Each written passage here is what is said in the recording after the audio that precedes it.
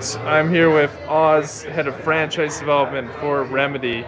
We're going to talk a bit about Alan Wake, a game that's been actually in development for 5 years now. I was beginning to think that it was just some extravagant movie that Microsoft showed every year. So, can I just say what took so long? Sure. I mean, you know, we're a relatively small team. We're about 45 people. You know, when we were in a fortunate position after the Max Payne series to take our time with this project. You know, we prototyped a lot of different ideas, and we came with the idea of light and darkness.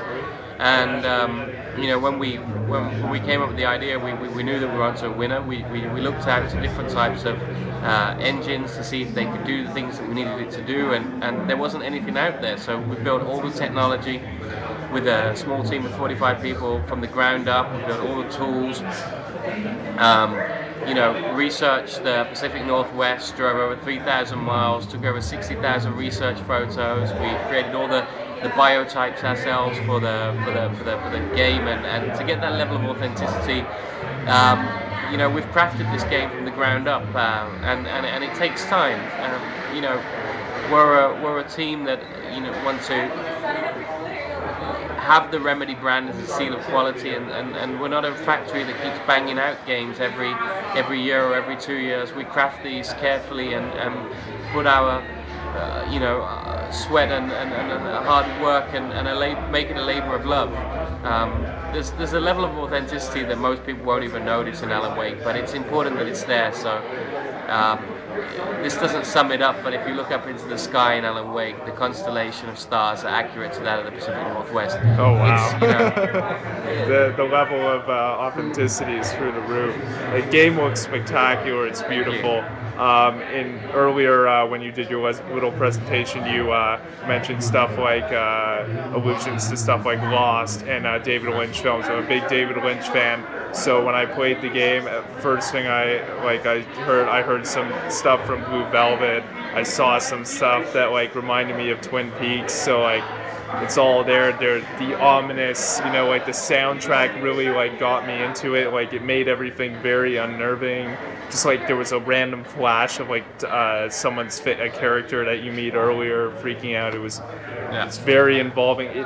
Like the only thing I can compare it to is something when I played Silent Hill for the first time on PlayStation 1. That's like for me, that's the only game that truly freaked me out, but I could see playing this game in the dark is definitely going to have a similar effect. And I can guarantee you that it will.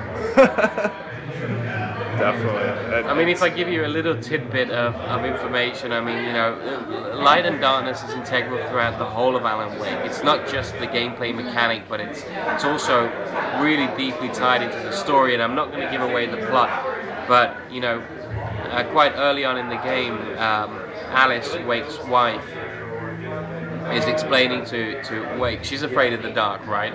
And she's explaining to Wake what it feels like to be afraid of the dark. And Wake says that he doesn't understand, but I can tell you that every single person that plays Alan Wake, they will know what Alice was trying to explain and what it feels like to be afraid of the dark. It's awesome. It's like a real psychological, like the game gets in your head. Yeah, no, absolutely, it does. I mean, that's Wake's missing manuscript pages. They talk about this dark presence that's been unleashed, and you know, this thriller novel that he doesn't even remember writing is coming true before his very eyes. And as the player finds these pages, the story is coming true. They just don't know where, when, or how, but they know that the things described will come true. Sounds very Stephen King as well. Yeah, Stephen King was a huge influence for us as well. It's a good influence to have, definitely. Well, one thing that I noticed, I got myself into these situations where I ran out of ammo. And you know, you really get into those situations where you wish you could actually just hit them with your flashlight. Right. Did you ever think about maybe implementing something like that, or do you want it to have that kind of fear of constantly, kind of like a Resident Evil type deal, like, you know, you run out of ammo and like that's it? Yeah, and you know, I think the thing is that you don't need to hit them with a flashlight because that's not going to really help. So you have a flashlight, and the flashlight keeps the enemies at bay. So you know, you use your the more you play Alan Wake, the better you'll get. It's not as simple as it may seem. It's better played than explained. that you need to really utilize the environment. You need to utilize your light-based tools. You need to utilize your other weapons like shotguns and other revolvers and rifles and so forth. There's a lot of environmental puzzles there that the better you get at Alan Wake, the more you realize exactly how intuitive the gameplay actually is. Sounds great. And I also heard there might be a book coming. Yeah, there's going to be a novel for Alan Wake. I mean, we've always thought of the Alan Wake franchise to be bigger than just one game, and we're pushing the envelope in storytelling in video games, so it's something that translates well into other forms of media as well. Awesome. And when does Alan Wake come out? Alan Wake's going to be out on May 18th. All right, thanks a lot. I look forward to playing it. I'm sure everyone else does too. Thank you.